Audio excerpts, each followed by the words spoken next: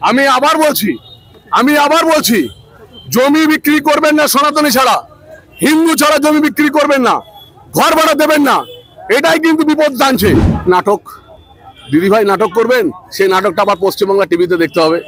তাই দীঘাতেও মন্দির করে বা কালচারাল সেন্টার করে নানা রকম করে ভুল বোঝানো করিয়ে হিন্দু ভোটটা ভাগ করার চেষ্টা করছে। আমি আবার বলছি, দিলীপ দা দীঘা থেকে ভুল করেছে। দিল্লি সবকিছু নজরে রাখছে। দিল্লিতে জেনে রাখবেন, ভারতীয় জনতা পার্টিতে বড় বড় বিগ লিডাররা সময়ের সাথে সাথে সরে গেছে। রেজাউল যে ভারতীয়, আমার তো সেটাই সন্দেহ হচ্ছে। আমি আবার বলছি জমি বিক্রি করবেন না, সনাতনী ছাড়া হিন্দু ছাড়া জমি বিক্রি করবেন না, ঘর ভাড়া দেবেন না। এটাই কিন্তু বিপদ টানছে। একদিন এরাই আপনার ঘরটা দখল করে নেবে। এটা কলকাতাতে 90% ঘর দখল এইভাবে হয়েছে। বাঁকুড়া এলাকাতে কেউ না করে, এই পশ্চিমবঙ্গে যাতে কেউ না করে, সেটার জন্য একটা ব্যারিকেড দিতে করতে বললাম। নিশ্চিতভাবে যদি তারা আমাদেরকে বলতে পারে ঘর ছাড়া করে দেবো, আর আমরা কেন বলতে পারি না? আমি নিশ্চিতভাবে হিন্দুদের পক্ষে কথা বলবো। নাটক দিদি ভাই নাটক করবেন, সেই নাটকটা আবার পশ্চিমবাংলা টিভিতে দেখতে হবে।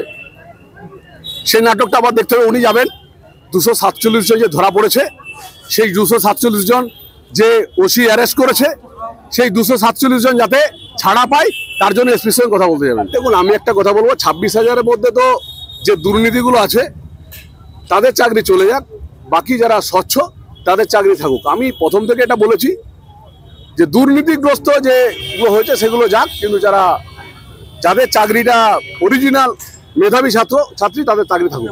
এটা আগেই করা উচিত ছিল। এখানে ভোট করবেন কিভাবে? যদি রোহিঙ্গারা আক্রমণ করে আপনি ভোট করবেন কি করে? এবং প্রশাসন যদি সঠিক না থাকে আপনি ভোট করবেন কি করে? এটা আগেই করা দরকার ছিল। শুনুন, বাংলাতে সনাতনীরা সুরক্ষিত নয়। সনাতনীদেরকে ভুল বোঝানো হচ্ছে। তাই দীঘাতেও মন্দির করে বা কালচারাল সেন্টার করে নানা রকম করে ভুল বোঝানো করিয়ে হিন্দু ভোটটা ভাগ করার চেষ্টা করছে। আমি বলবো একটা কথাই, সনাতনী মা বোনেদেরকে নিজেদেরকে স্বামীকে সঙ্গে নিয়ে ভারতীয় জনতা পার্টিকে ভোট দিন।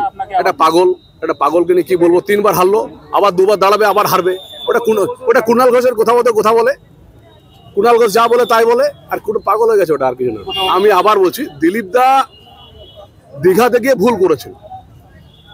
আমি আবার বলছি, দীঘাতে যাওয়াটা উচিত হয়নি। কারণ যে রক্তমাখা হাতে সনাতনীদের হত্যা হলো 4 দিন আগে, সেই রক্তমাখা হাতের সাথে আবার হাত মেলাবো, এটা ঠিক না। আমি তা জানি না, আমি এসব কিছু বলবো না। এগুলো দলের যারা উপনেতৃত্ব আছে তারা বলে, কিন্তু যাওয়াটা ভুল হয়েছে, এটা আমি পরিষ্কার বলছি।